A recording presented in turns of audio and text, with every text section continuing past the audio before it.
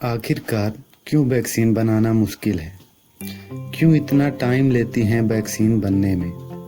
क्यों 20 से 30 साल का समय और बहुत सारा पैसा लगने के बाद भी HIV और सार्स जैसे वायरस की वैक्सीन अभी तक नहीं बनी? HIV वायरस की खोज आज से 35 साल पहले ही हो गई थी, लेकिन उसकी वैक्सीन अभी तक नहीं बनी। सार्स, जो एक कोरोना वायरस ही है, चीन में 2002 में फैला था, लेकिन उसकी वैक्सीन आज 17 साल बीत जाने के बाद भी नहीं बनी। ये सब देखते हुए क्या हम ये कह सकते हैं कि कोविड-19 की वैक्सीन आने वाले 1-2 सालों के अंदर बन जाएगी?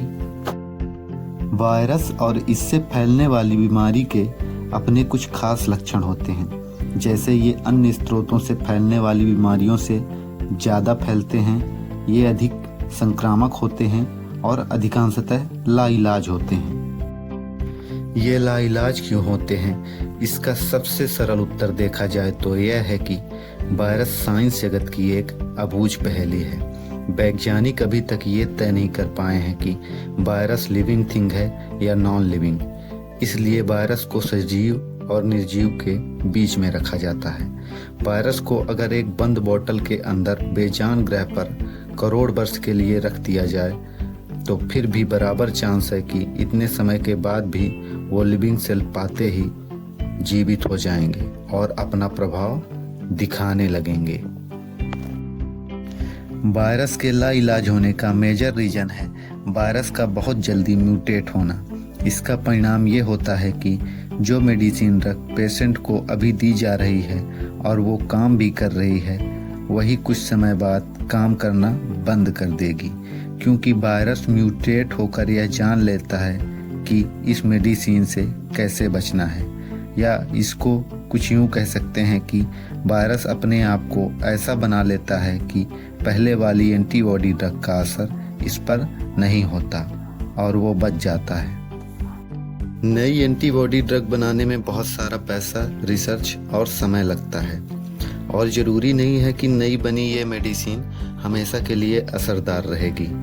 इसके बराबर चांस है कि कुछ समय बाद यह भी इनइफेक्टिव हो जाए। HIV एड्स में कुछ ऐसा ही होता है, इसीलिए इसकी वैक्सीन अभी तक नहीं बन पाई है।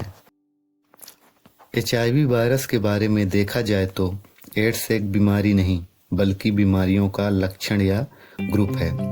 एड्स को डिजीज नहीं, सिंड्रोम की तरह देखा जाता है, एक इम्यून को डिफिशियंस करने वाला सिंड्रोम।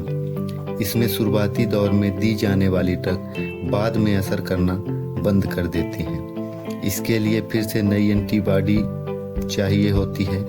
नई एंटीबॉडी तैयार करने में पैसा, समय और बहुत सारी रिसर्च करनी पड़ती है, और इतनी रिसर्च के बाद भी इसे जड़ से मिटाने वाली मेडिसिन नहीं बन पाती। तो अब अगर कोरोना वायरस वैक्सीन की बात की जाए तो यह लंबा समय ले सकती है, या हो सकता है कभी बने ही ना।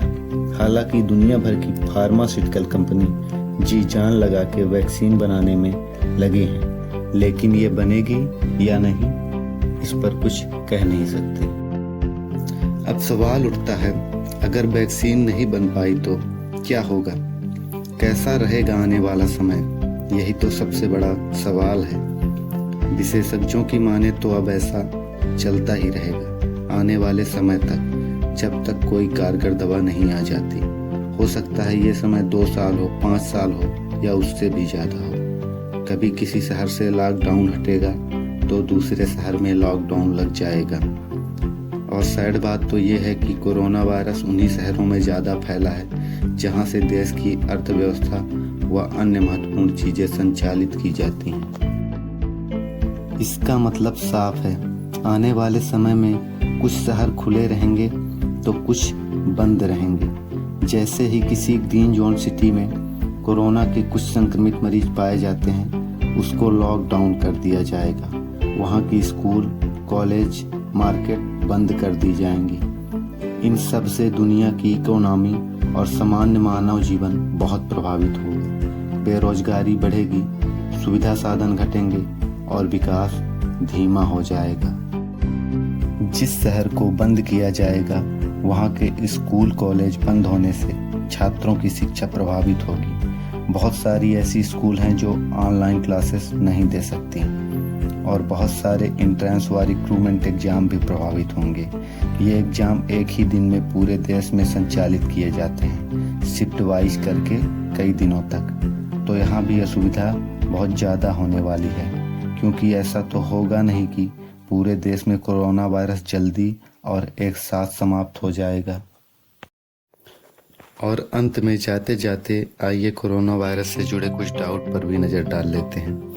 पहला तो यही है, इसकी वैक्सीन कुछ महीनों में बन जाएगी। ऐसा होना तो मुश्किल नज़र आता है। क्यों, ये आप जान चुके हैं। दूसरा है, जिस व्यक्ति को कोरोना होगा वो बहुत बीमार हो जाएगा और उसके लक्षण दिखने लगेंगे।